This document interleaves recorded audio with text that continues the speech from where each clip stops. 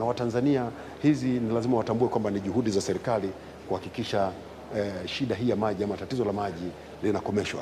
Kwa bila shaka Mheshimiwa Rais katika kikao hiki cha baraza la mawaziri, moja kati ya mambo ambayo anakuja kuyatolea msisitizo mkubwa ni kuhakikisha haya mambo ambayo ni kero kubwa kwa wananchi yanakomeshwa, na ndipo mahali ambapo waheshimiwa mawaziri hapa wanakabidhiwa mikoba na majukumu ya kuhakikisha kwamba wanakwenda kushughulikia masuala haya ya maji. Mtatambua kwamba katika wizara kwa mfano ya ujenzi na uchukuzi, kazi kubwa imefanyika ya ujenzi wa miundombinu. Miradi mikubwa ya ujenzi inatekelezwa katika nchi hii, na tumeona salamu mbalimbali kutoka kwa viongozi barani Afrika na duniani kote wakitambua kazi kubwa ambayo inafanywa na serikali. Sasa waheshimiwa mawaziri ndio wanabeba hili jukumu kubwa la kuhakikisha wanakwenda kusimamia utekelezaji wa miradi hii. Miradi ya ujenzi kwa mfano ya barabara, nchi yetu hii tumeshuhudia ikijenga mradi mkubwa kabisa wa takriban shilingi trilioni 1.02 wa ujenzi wa reli ya kisasa, yani standard gauge kutoka Dar es Salaam kuja Makotokola, lakini baadaye iunganishwe kwenda Mwanza, kwenda Kigoma na nchi jirani Kongo, Burundi, Rwanda na Uganda. Kazi kubwa inaendelea kufanyika na dhamira ya serikali ni kwamba mradi huu ukamilike, kwa sababu ni moja kati ya miradi ambayo italeta mageuzi makubwa katika uchumi wetu wa Tanzania. Tunaambiwa ujenzi wa reli tayari hivi sasa kutoka Dar es Salaam mpaka Morogoro umeshazidi 90%. Kwa hiyo haya ni mafanikio makubwa. Sasa Mheshimiwa Rais anakuja kuwataka waheshimiwa mawaziri katika maeneo haya kuhakikisha wanatia msisitizo mkubwa miradi hii inakamilika kwa wakati, Watanzania waanze kunufaika haraka iwezekanavyo. Lakini pia maeneo mengine kama utakumbuka kwamba Mheshimiwa Rais katika kipindi chake hiki ametilia mkazo mkubwa sana katika ukusanyaji wa mapato. Kwa hiyo Wizara ya Fedha na waziri wake Mheshimiwa Dr. Philip Mpango wanayo majukumu makubwa, na katika vikao hivi vya baraza la mawaziri ndiko ambako maamuzi makubwa ya kutekeleza haya mambo makubwa yanafanyika. Sasa wizara kama ya Fedha na Mipango ikiwa imefanya kazi kubwa ya kuongeza mapato ya nchi yetu ya kutoka shilingi bilioni 850 hadi kufikia makusanyo ya takriban shilingi trilioni 1.5, tena wakati mwingine mpaka yanafika trilioni 1.9. Hii sio kazi ndogo kukusanya kiasi hicho kikubwa cha pesa kwa mwezi.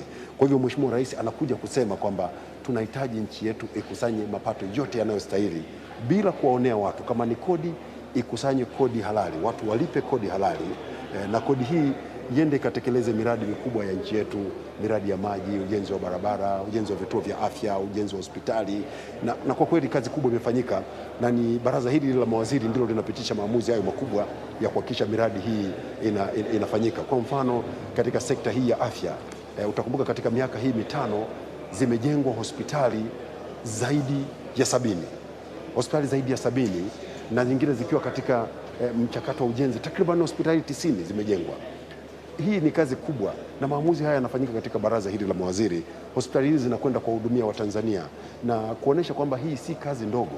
Niwakumbushe tu Watanzania kwamba nchi yetu tangu ipate uhuru mpaka mwaka 2015 ilikuwa imejenga hospitali 77 tu, lakini katika kipindi cha miaka mitano zimejengwa hospitali mpya takriban 90.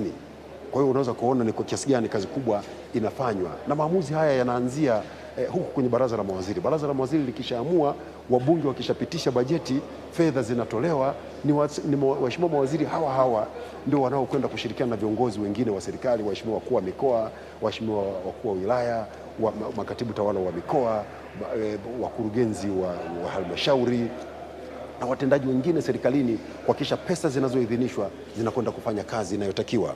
Katika sekta hii ya afya unaweza kushuhudia vituo vya afya vimejengwa, vituo takriban 500, 400 na kitu hivi. Sasa hivi ni vituo vingi sana vinajengwa, na hivi vyote vinakwenda kuwahudumia Watanzania, na si vituo vya afya majengo, ni vituo vya afya ambavyo vina dawa, vina vifaa tiba, upasuaji unafanyika kwenye vituo hivi, lakini pia dawa zinatolewa Watanzania. Mtakumbuka katika serikali hii ya awamu ya 5 iliyokuta bajeti ya dawa inatolewa kwa kiasi cha shilingi bilioni 31, imeongeza bajeti hiyo ya dawa hadi kufikia shilingi bilioni 270. Hizi ni pesa ambazo zinakwenda kununua dawa kwa ajili ya kuwapa Watanzania watibiwe. Kwa hiyo huende hospitali ama kituo cha afya ama zahanati kwenda kumwona daktari na majengo tu, lakini pia unahudumiwa katika hospitali iliyokuwa na vifaa, lakini pia na wataalamu, lakini zaidi hapo unapata dawa ambazo zinauzwa kwa gharama nafuu, na Watanzania sasa mnaondokana na ile shida kubwa ya kwenda kuuziwa dawa nyingine zikiwa ni hafifu ama zikiwa zinauzwa kwa gharama kubwa kutoka kwenye vituo na taasisi binafsi. lakini haya yote yanafanywa na serikali kwa ajili ya kuwapa nafuu wa Tanzania.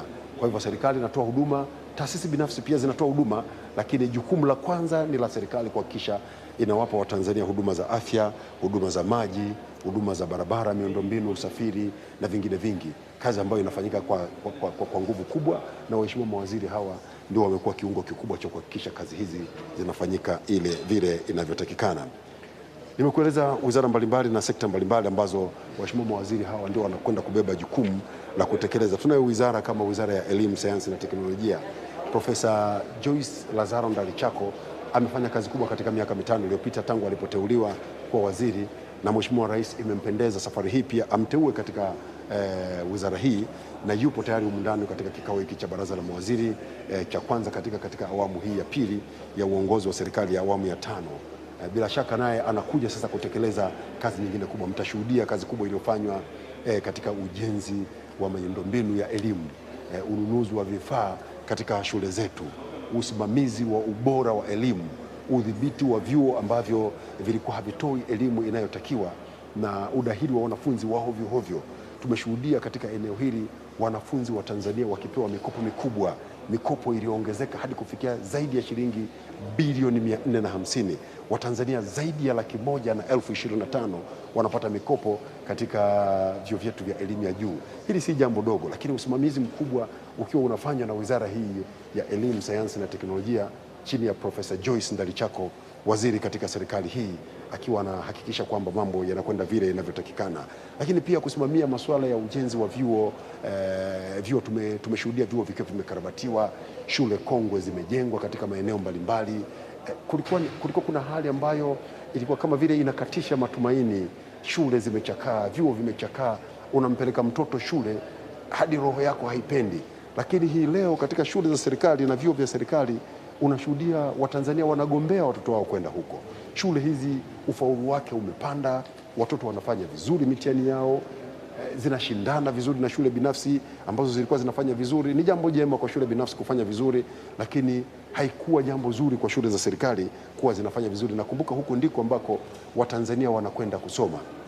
Lakini jambo kubwa katika eneo hili, serikali hii ya awamu ya 5 katika kipindi kilichopita kupitia wizara hizi imeweza kuhakikisha mchakato wa kutoa elimu bure unafanyika kwa ufanisi, na Watanzania wanasoma kuanzia shule ya msingi mpaka sekondari bila kulipa karo ya shule.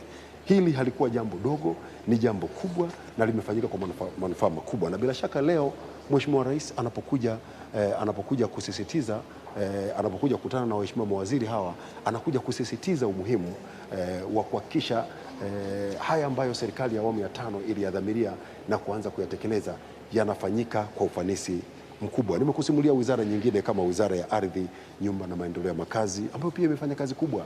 Watanzania hii leo wanaweza kupata hati za umiliki wa ardhi zao katika mikoa wanakoishi. Hili halikuwa jambo dogo, lakini pia dhuluma dhidi ya Watanzania ambao katika miaka mingi iliyopita wamekuwa wakidhulumiwa ardhi zao. Mtu mwenye nguvu zake za kipesa anayeweza kutumia madaraka anakwenda na mdhulumu tu Mtanzania.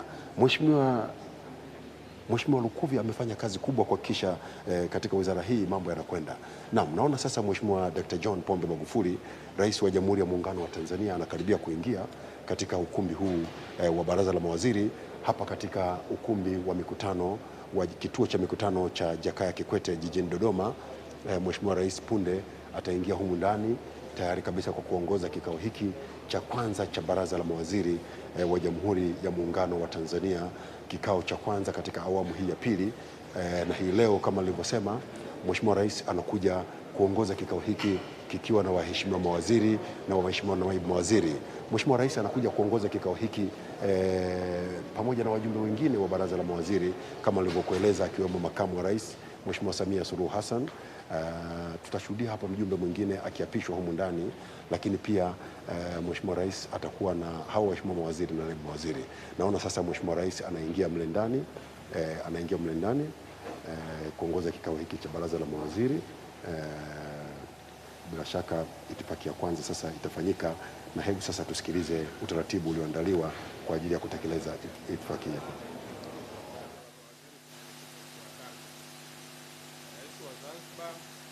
Kabla ya kuhudhuria mkutano wa kwanza wa baraza la mawaziri, hapa mbele ya Jaji Mkuu wa Jamhuri ya Muungano wa Tanzania kiapo cha kudumisha muungano na kiapo cha kuhifadhi.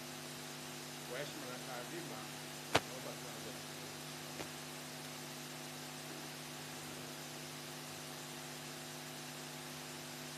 Kiapo. Hussein Ali Mwinyi.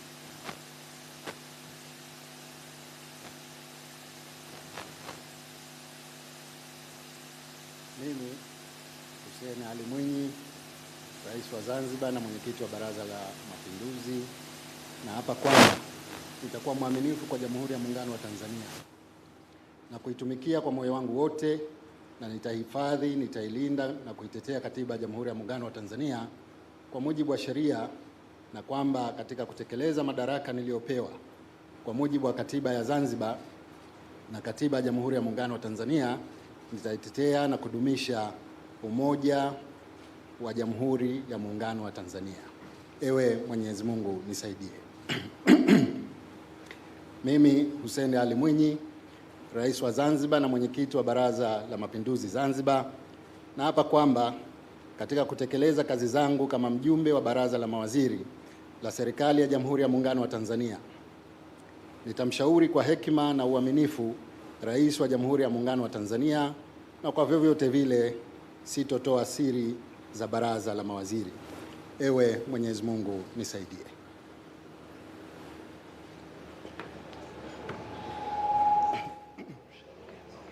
Naam, mtazamaji wa matangazo haya kutoka Kurugenzi ya Mawasiliano ya Rais Ikulu, aliyekuwa na hapa ni Rais wa Zanzibar na mwenyekiti wa Baraza la Mapinduzi, na hii ni kwa mujibu wa taratibu za Baraza la Mawaziri kwamba yeye ni mjumbe wa Baraza la Mawaziri.